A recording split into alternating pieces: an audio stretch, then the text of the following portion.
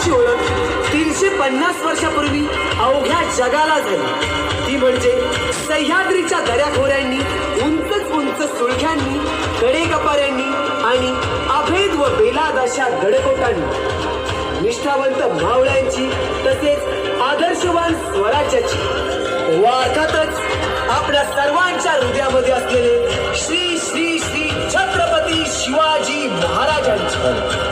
पण आता आपण काय दाखवतो?